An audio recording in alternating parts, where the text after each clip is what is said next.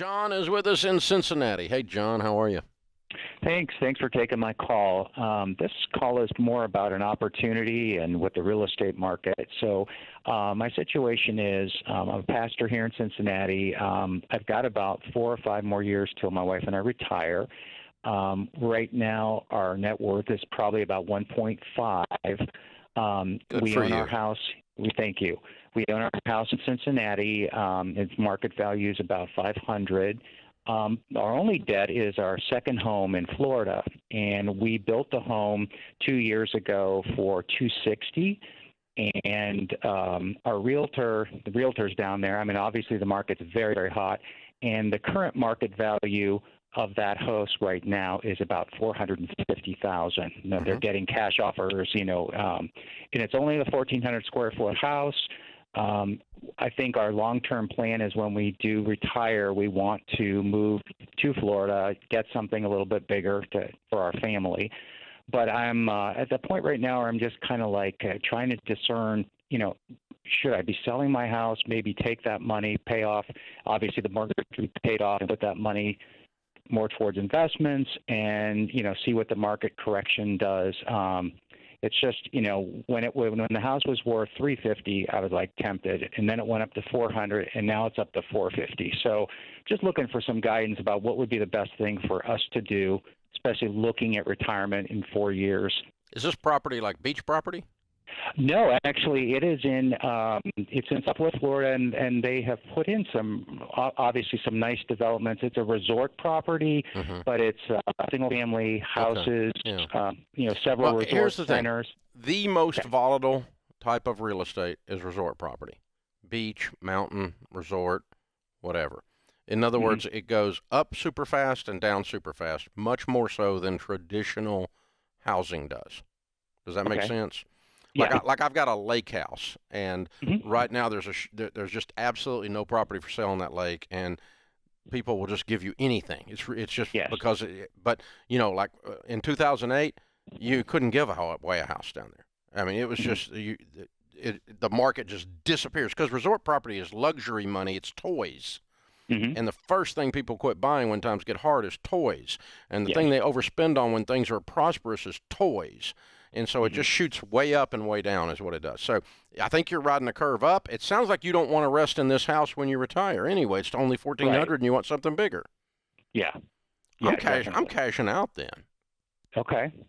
On that basis. The only flip side to the whole thing was, I also sold a business, and so this year I'm looking at a payout on the business for this year of about $250,000, and then obviously capital gains because it's a second home in Florida. So just trying to, I know there's no way we can hedge taxes, but it just seems like, Well, your capital gains rate will be 15% on your gain. Okay. And it may not be after next year, after Biden gets done. Okay. Because they're talking about jacking it up, and Yeah, I know. You rich people that have worked all your life and built up $1.5 million in a little beach house, you should be punished, and Washington's going to see to it. So that's what the word is. Now they've not actually proposed any legislation, but they're making a lot of noise about how much they're going to soak the rich. So, and you qualify, my friend. Thank God. And so anyway, I don't know. Here's the thing: given that it's a 15% rate and it might not be next year, given that this is volatile property and it could be peaking, it could go on up from here before it peaks, but we don't know. Given all of that, if you had $450,000 sitting in the middle of your kitchen table, plus or minus some taxes, and you didn't own this house, would you go buy it? And everything you told me says the answer is no. Yeah, absolutely. And if you wouldn't go buy it right now for $450,000, that means you should sell it for $450,000, doesn't it?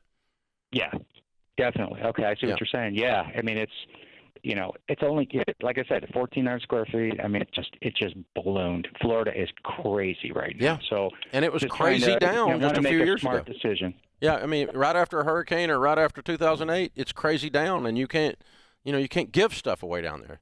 They have entire condominium projects just sitting like the wind is blowing through them when times are bad. But then when times are like they are now, I mean, any old dump will sell. It's crazy. So, and obviously you don't have a dump. You've obviously got a sweet little house there. So, very cool. Way to go, Pastor. Proud of you, man. You've done a great job handling your money and building wealth. I would cash out based on what you told me if I were in your shoes. And those are the reasons. So, folks, you can always do that reverse engineering thing. It's called a sunk cost analysis. If I didn't own it and instead I had that pile of money sitting in the table in front of me, on the table in front of me, would I go buy it? You can do that with a boat, looking at the boat in the driveway. I could sell it for $10,000, okay? You get $10,000 in the middle of the table. If you didn't have a boat, would you take that $10,000 off the table and go buy a boat? No, I haven't used the stupid thing in 3 years. Okay, then that means it's time to sell the boat, son. You know, you reverse engineer the whole thing, right?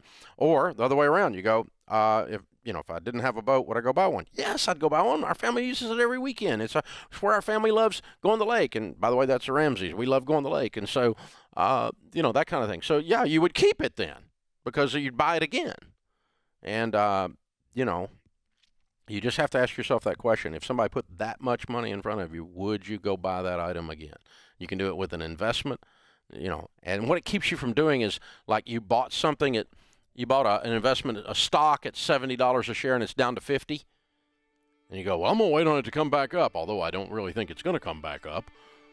Well, how's that logical? If you wouldn't buy the shares at $50 because of what you know now, then sell them at $50 and get out, regardless of what you paid for them. What you paid for them is not relevant. It's what you think is going to happen in the future that's relevant. And that analysis makes you think through a future lens, a sunk cost analysis. Reverse engineer the process. Great decision making.